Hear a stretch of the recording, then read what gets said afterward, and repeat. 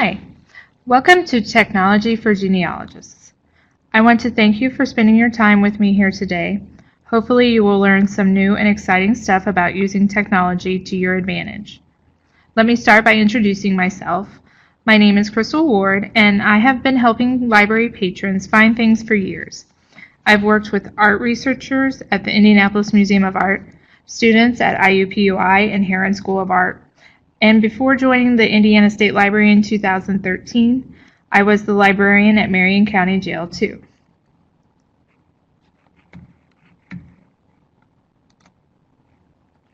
In all of my years of helping people, I have noticed that what holds some people back is fear and frustration. Fear of using the computer or frustration of not knowing what to do or how to proceed. Today I'm going to arm you with some information that will remove some of that fear and trepidation and help you get started with family research so it won't be so challenging.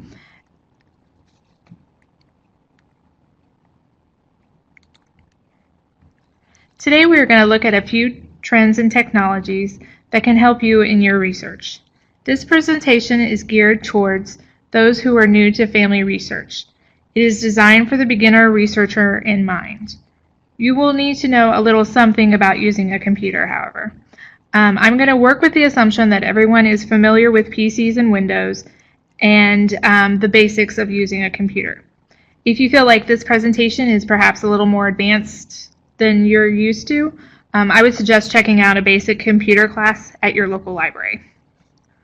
Today, I'm going to go over saving files, file storage, Evernote, how to complete a good search, and how to use the scanner that we have at the Indiana State Library.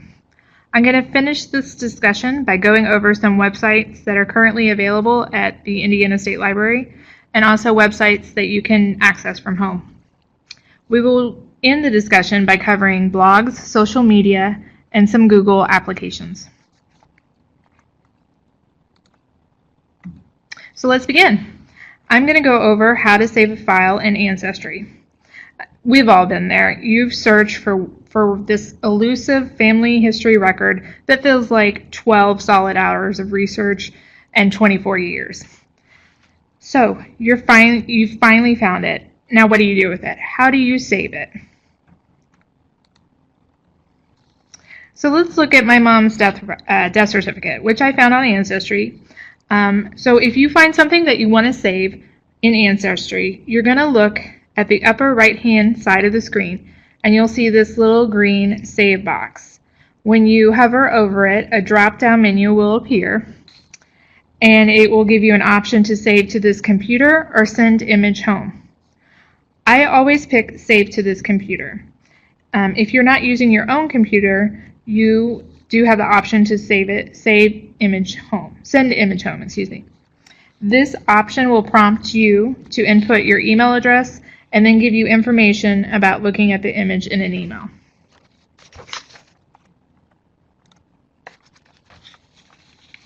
Here's an example of folders on a computer that somebody has put out on the web, and it has, you'll see, like for family history. You can see that this researcher has made a folder for each family name in the line. Inside the folder is the files of documents of genealogical reports, photographs, and related families. This is a good way to start. It's helpful to create folders before you actually start the research, to name them, to think of your organizational structure. If you see here, you can click on a new folder, and it will populate a text box. Here you will pick the type you want to put, what you want to name the folder, excuse me. Then you will save it to pick the folder, and you can open up the folder to get the files by clicking it twice. The key to saving items is to remember where you put them, as I mentioned earlier. It can be daunting once you get going to start to save a piece of evidence or record for every member on your tree. This can amount to a lot of files. So I recommend that you create folders for each name and then subfolders for each generation in that family. Some people suggest creating one file folder for each couple on your pedigree chart. I think it's a good idea and will work well for a beginner. If you feel like you are up to a challenge and would like to move on to a fancier system, I recommend that you check out Evernote, and that's what we'll be talking about today. It can be helpful for your research. However, if you do want to stick to just saving files to your computer or flash drive, that's okay too. As you start to collect files and records, you will find that you are bogged down with a lot of data and documents. One way to keep yourself organized is to use Evernote. Evernote is a cross-platform application program that allows you to take notes, organize, share, archive, print, and make digital notes. I have this pretty handy video here that briefly explains how to use Evernote and what it can do for you. I'm not going to play it today, but it will be available after this webinar for you to click on and watch it. It just gives a little brief introduction of how Evernote is used. So Evernote is a freemium service, meaning that you can use a free download, and then if you feel like you want to pay for the premium service, you can do that. The premium service has more advanced features which will not be covered here today. The free service will work well for both beginner and advanced user, and a lot of people don't feel the need to purchase the premium service. Evernote is a cross-platform application, which means that you can access it on your tablet, smartphone, and computer.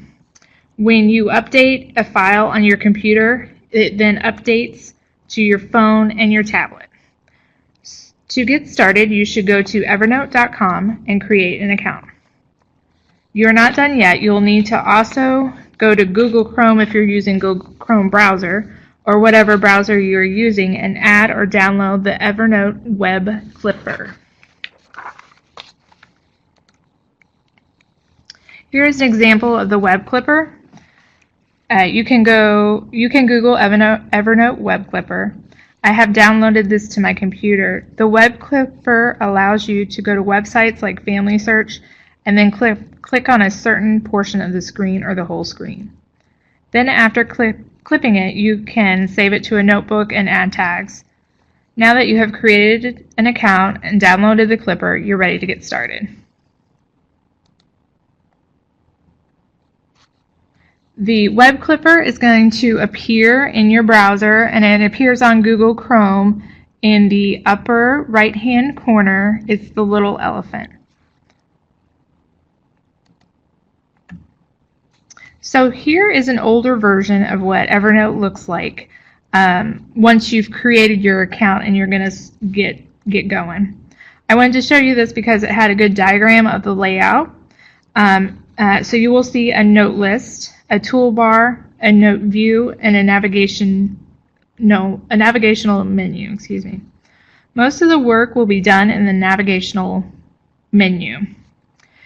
Here you will create notebooks, notes, and place tags. The note list shows a brief preview of what you have saved, and the note view gives a bigger preview of a note. Evernote works by creating notes and storing them in notebooks. This is referred to as stacking. This is kind of like your file storage on your computer. You stack notes in notebooks. Tags are very helpful and can be used to tag like items.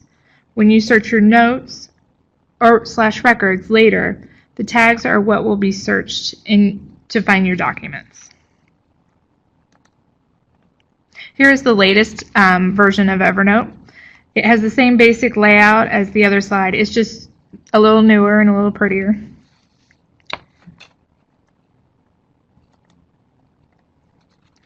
So to get started and create a notebook, when you come to Evernote, you're going to see a screen like this. You're going to click on the Create a Notebook symbol. Like creating a file on your computer, a box will pop up and you'll just type in what you want to name your notebook. So in this slide, you can see someone has used Evernote to organize their recipes. If you look at the navigation bar on the left, you will see notebooks they created, such as cooking recipes, baking recipes, meal preps, dinners, meal preps, lunch, They've clicked on cooking recipes, and in that notebook you will see it has 65 notes or recipes. In the note list you'll see a small preview, and in the note view you see the actual note. I have a friend who uses similar tags for her recipes. She will tag them by ingredients.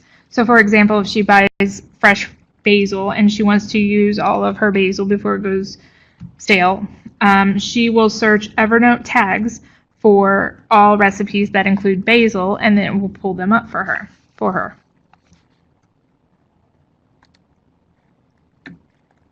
So as I explained earlier, Evernote lets you organize by stacks. You create a notebook, add a note, and include a tag for search later. Take a moment to think about how you want to name your notebooks, what your purpose is in organizing them, and do you want to keep all records in one file, or do you want to split them up by type? Think about what works for you and how you like to organize things. So I'm going to give you an example of how to use Evernote with the Web Clipper. I went to Find a Grave and entered my mom's name. This is her entry on Find a Grave. So now I have my website and I want to clip this page. What I do now is I click on the little elephant icon that I mentioned earlier. I have an arrow pointing to it. So I'm going to click on that, and then it's going to drop down a menu, and I am going to then click on the notebook I want to save the note into. So I click on that notebook, and then I hit the green save option. And there I go. So I go back to my Evernote.com account. I look in it, and it's updated. It has my mom's Find a Grave entry. And it's just that easy. You'll see it in the notes list and then in the notes view. So let's try that again. This is the Indiana Legacy Database website that we have created here at Indiana State Library. I searched the website for my brother and sister-in-law's marriage, and this is the result that we returned from that search. So now I want to use the Web Clipper to clip this page and put it in a notebook. So again, you go to the top right-hand corner and you click on the little elephant, and it is going to produce a drop-down menu. You choose what notebook you want to put it in, and you hit save, and then it pops up with this message that it's been saved. And then I go back to my Evernote.com account, and there it is.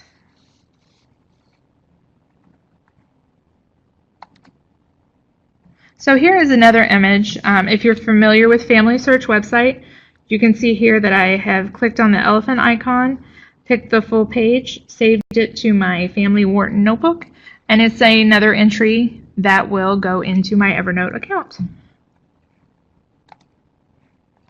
So using that slide, I want to add a tag. To do that, you just click on the tag option. I have highlighted that here with the arrow. That's how, and then it will save once you hit save, and you can go back and search those tags. So that's how you get started with Evernote. There are definitely some more advanced features that you can use with Evernote, but we're just going to keep it simple for now to get you started.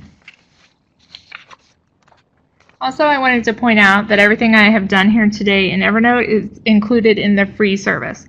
So that if you are interested in more advanced features, those will have to be purchased with their premium service.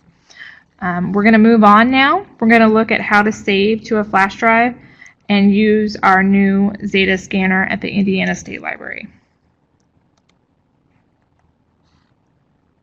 I recommend using flash drives and at least carrying one with you at all times, especially if you're going on a research trip. At the Indiana State Library, we just purchased a new book scanner that is pretty awesome. I can't say enough good things about it. But the catch is, to save that image, you need your own flash drive. So that's why it's important to have one.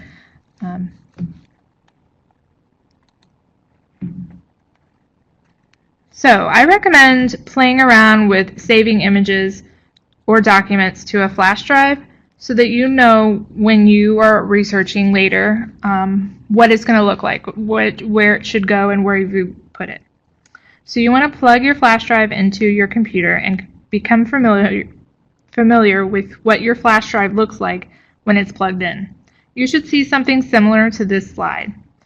It's going to say PC or computer and then have a directory of places where things can be saved. For example, there is a place to save documents, music, and pictures. Now for the flash drive, which is a portable storage device or removable device, you should see it further down the list. If you look at the right-hand side, you will see that the flash drive pops up in the middle. I have highlighted this with an arrow. When you are saving to Ancestry, it says save to this computer, and this is one of the places you would choose to save if you picked to save to a flash drive.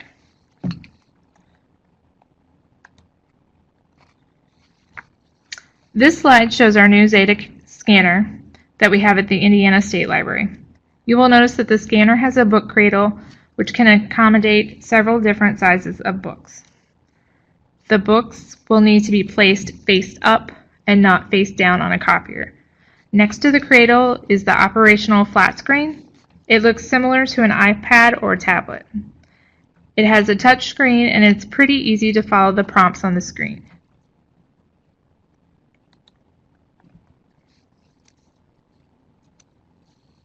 Starting from the left to the right with the left-hand image, you will see an image of various flags or languages on the screen to touch. You'll want to touch English unless you prefer another language. Then it moves to the middle screen and it says in operating mode. This gives you two options of where you want to save your images to. You can do direct input, save only, or use the shopping cart. They're both actually doing the same job. I picked direct output just because that's what I prefer. But I will recommend that you always, after you're doing this, to check your flash drive to make sure it's saved.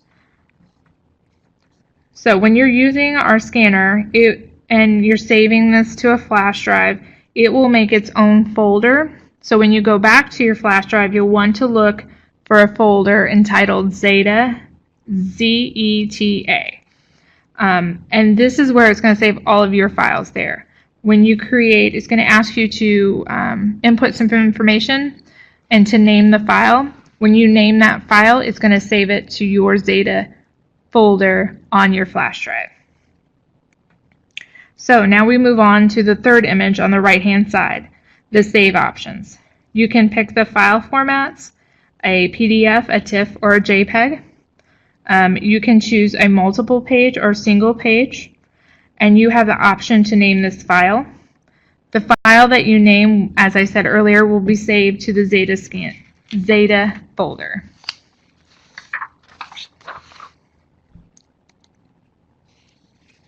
For this file, for this scan, I picked Clinton County because it's from a Clinton County book. I have picked the name and the file format, and now it's time to save to the file. To do this, you just touch the green scan with the plus sign. This will trigger the machine to scan, and it will light up and capture both pages at the same time.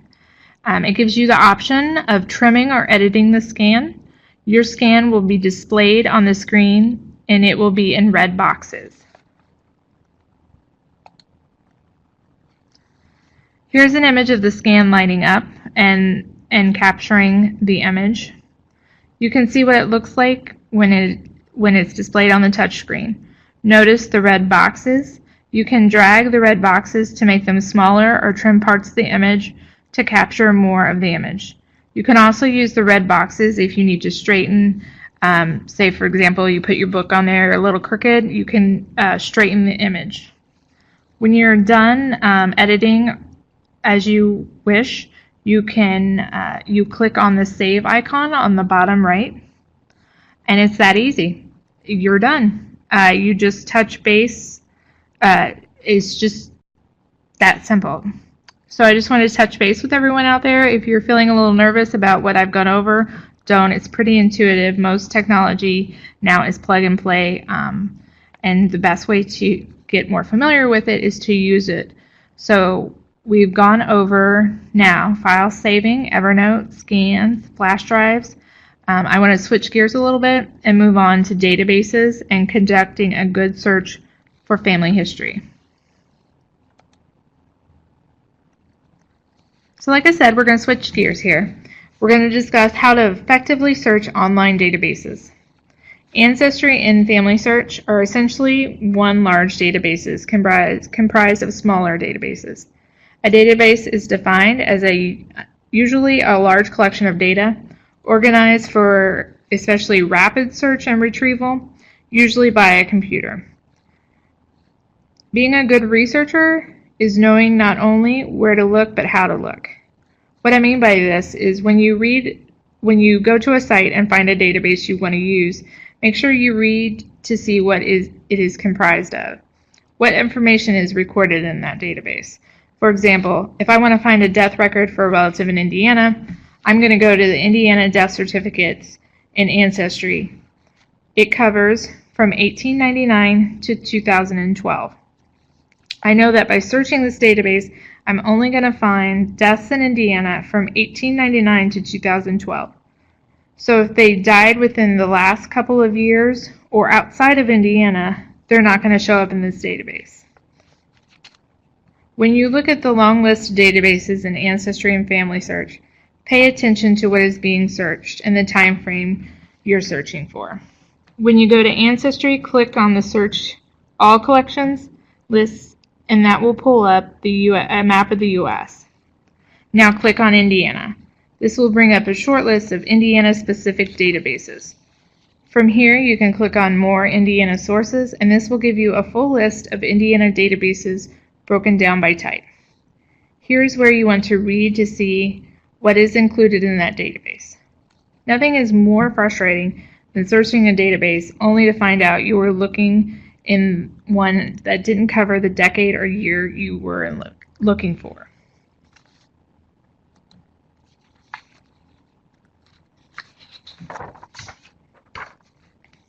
If you're going to use a search engine like Google for a search, plan ahead. Plan your search, and by this I mean pick out keywords such as Weber family and Marion County.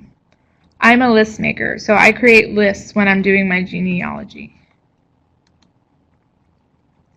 I write down different databases I searched, the last time I searched them, the family names I searched, and the results from each search. I then make a to-do list. This list I consult once a month, and I'll make notes to check if records have been updated. For example, I will check the results that didn't return any information over again to see if new records have been uploaded. Family Search makes its priority to digitize records, and they are constantly putting up new things. So I'll go back to that resource and redo my search to make sure if there's anything new and I haven't missed it. So I like to keep a research log, and this is an example of a research log. I also write down different spelling variations that I have found for my family names. I know which spelling variations have returned more results than others. For example, I am sure that a lot of you have found relatives with misspellings in a census. I also like to think about keyword searches and clustering keywords when I do a basic Google search. Now that I've given you a few pointers about how to effectively use databases, let's talk about a few that we have here at the Indiana State Library and other freely available online.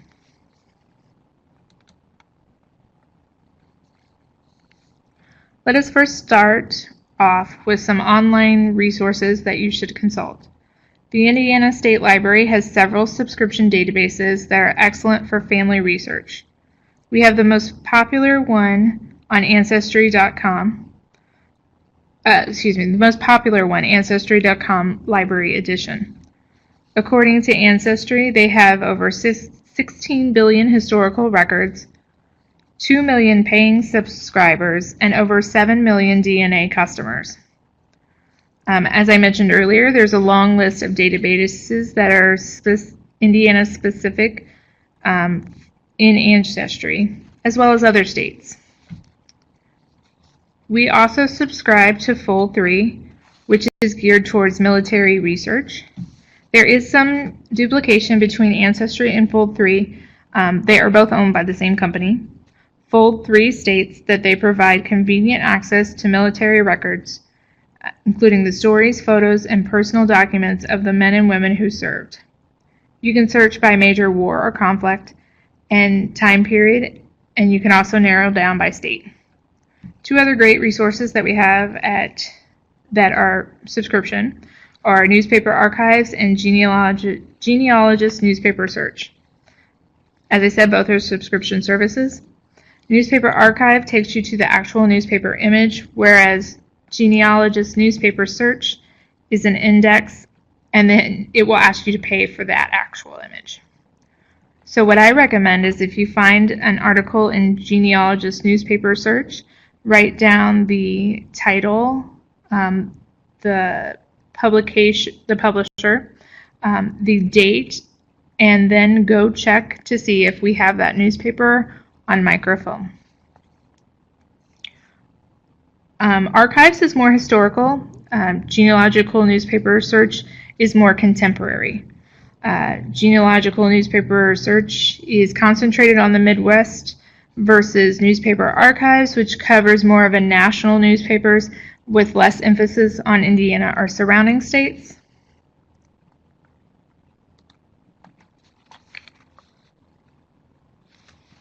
I'm going to go over some other sources that are not subscription-based that will be helpful to your research and that you can access these from home. Family Search is a great wealth of genealogical material. They are owned and operated by the Church of Jesus Christ of Latter-day Saints. According to an article on their website, they were previously known as the Genealogical Society of Utah, or GSU, and they are the largest genealogical organization in the world. Family Search maintains a collection of records, resources, and services designed to help people learn more about their family history. Family Search gathers, preserves, and shares genealogical records worldwide. They are a free site, but you will be required to create an account. However, it is still free. One of my favorite things about Family Search is their wiki. Their wiki page are an excellent source of genealogical how-tos. It's really concise and it gets you going, and it's geared towards the beginner. So it's a great place to start if you still are just like, I don't know what to do, I don't know where to look, I don't know how to start. Another site that is free is the National Archives and Records Administration. Some people refer to it as NARA, so you may have heard that before. This is an independent agency of the government which preserves and documents records. They have an interest in collecting records that may be of genealogical significance, such as veteran service records. And they have a whole section on their website dedicated to just genealogy and family research history. It is another great place to go to get beginner information, and their site that is dedicated just to genealogy is probably a little more advanced than Family Search, but it's still readable and it's still applicable to the beginner researcher. So Find a Grave is also another site I wanted to discuss today. It's a great website to look into if you're getting started. Find a Grave is also owned by Ancestry. Find a Grave says on their website that their goal is to help people from all over the world work together to find, record, and present final disposition information as a virtual cemetery experience. They believe that they are the best place on the internet to look for burial and other cemetery information. You can find information on your family, friends, and even famous people. The site provides tools that let people from all over the world work together, share information, and build an online virtual cemetery experience. Find a Grave is user-submitted information, which means that a user, such as yourself, can upload information. Anyone can do this, just like a wiki page. So this can lead to errors. I actually contacted Find a Grave myself to report several errors on my parents' grave entries. And they were actually very quick to respond, and they did fix the errors. But, you know, it is working with humans who create errors sometimes, so it is nice to have that, but to remember to take it with a grain of salt and see what has some proofs behind it.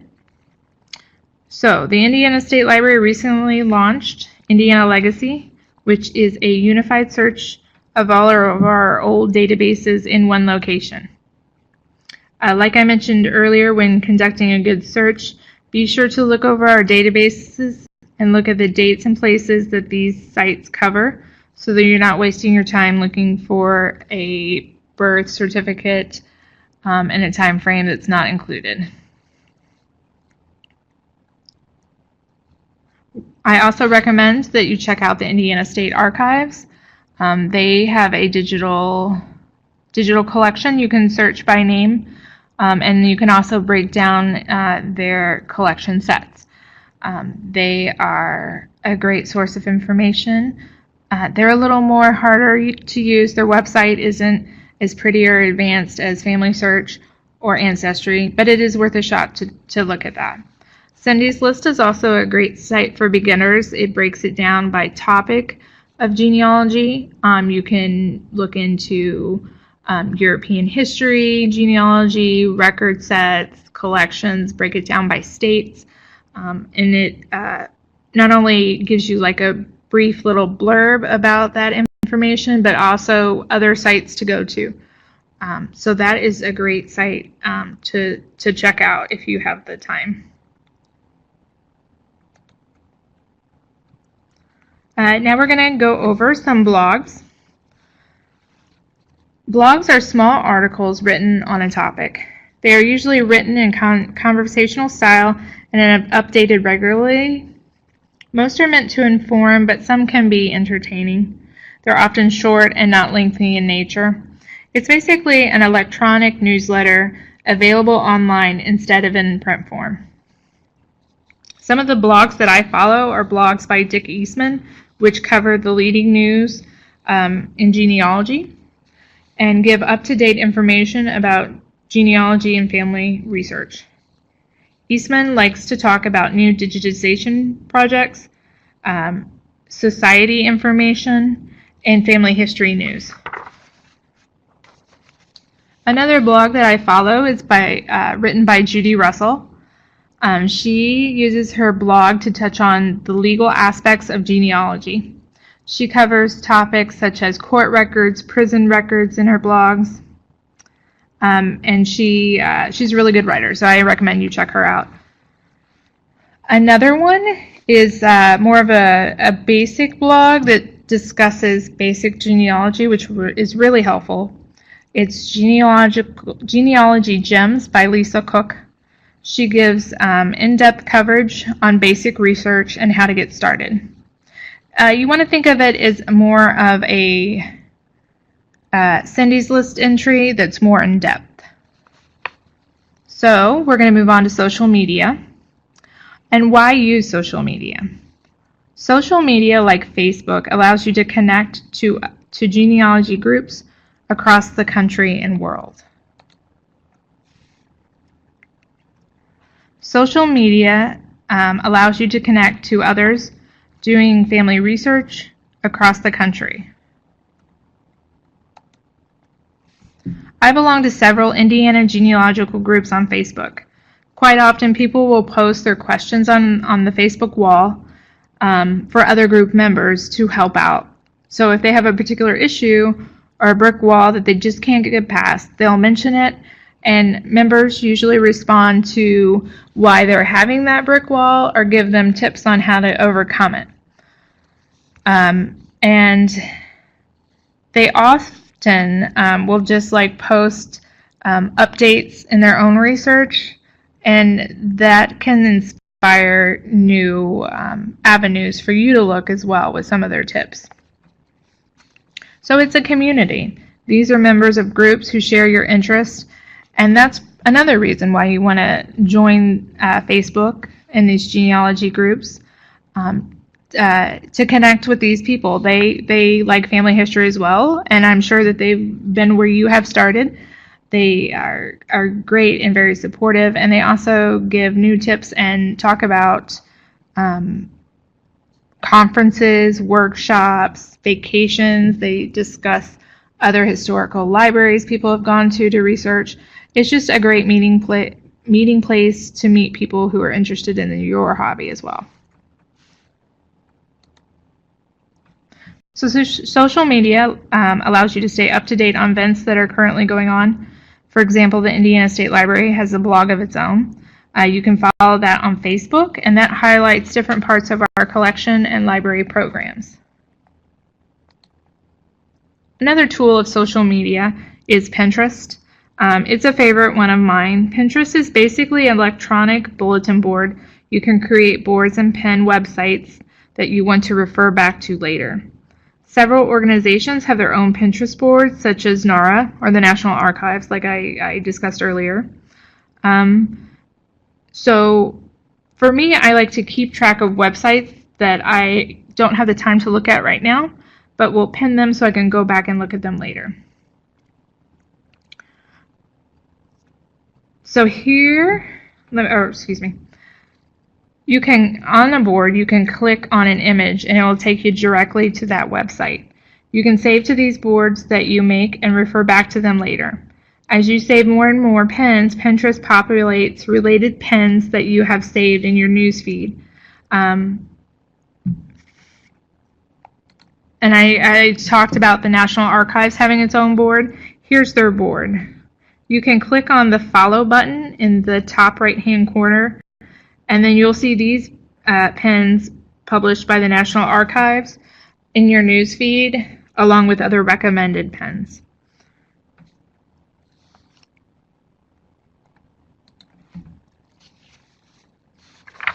So that's just a little bit about social media and blogs. Everyone is pretty familiar with Google, or I would hope so. But one of the things I consider it to be is often overlooked and underutilized for the resources of genealogy. So it's more than a search engine. It has a lot of different applications, such as Google Alerts and Google Sites. There are different features that you can use for Google. Today we're going to go over and concentrate on Google Sites and Alerts. Some of you might already be using some Google applications such as Google Calendar, Google Drive, and Google Maps. But there's so much more to it, as you can see from this slide. You can get to these features by going to Google search page and clicking on the 9-square grid in the upper right-hand corner. You'll click on an image and then click on the More button. Now to get to Google Alerts, you would click on the Google Alert button. A Google Alert is a great tool for online research. You can basically set up a Google Alert email to be sent to your email address when new information about that alert is put on the web. For example, you can set an alert to notify you when new vital records are released from Marion County, Indiana. This is basically a Google search performed for you with the keywords that you pick out, and then it is emailed to you. You can see from this slide that you can narrow down the search results to be sent to you. So you can narrow it down to result type, and by that you can ask for everything about genealogy in Indiana or just a few things about genealogy in Indiana. You can narrow it down to search by region. You can narrow it down to how often you want this search conducted and how many results you want returned. So do you want the best results, the most used results, or do you want just all of the results? And that will be sent to you in an alert. So Google also has Google Sites, which is a great and very easy way to make a family website dedicated to your family history.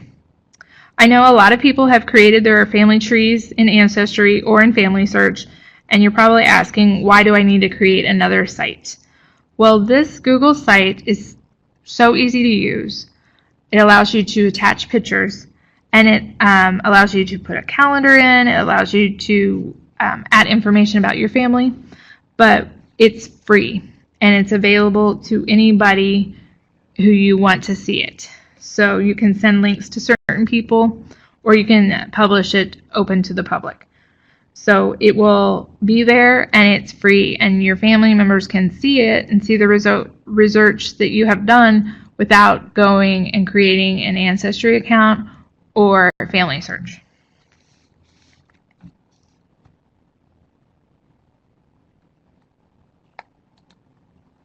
So this is a slide from Google Sites when you get started. It's pretty easy and very intuitive. So you're going to pick a template and name your site when you're ready to, and then you're ready to start inputting the information. You can choose a blank one that will just be very basic and bare bones. You can choose to search the gallery for more fancier ones, and then just see what you like. So here's an example of a family site, a family website that somebody has used. You can see, you can change the colors. You can see how this will be valuable for your family history. You can add a family blog. You can do a calendar. You can add a map. You can do family profiles. They've chosen to even do family recipes, photo albums. It's super easy. I can't push this site enough.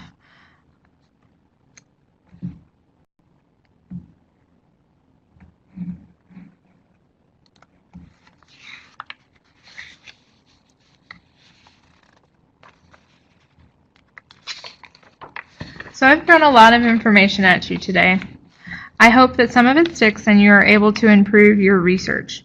I've shown you how to get started in Evernote, how to save files in Ancestry and on your flash drive, different places to search, how to use our Zeta scanner, and what social media, blogs, and Google can help you with on your research. I want to encourage you to go forth and play around with technology. You can't break it, and it can be very valuable to your research. As I said earlier, this webinar is being recorded and it's available at the Indiana State Library website for you to review. I will provide a sheet with links to the sources I mentioned today and the website for viewing the video in Evernote, as I stated. My name is Crystal Ward. You can reach me at the Indiana State Library in the Genealogy Department. If you have any questions or comments, please let me know. I hope you have a great rest of your day.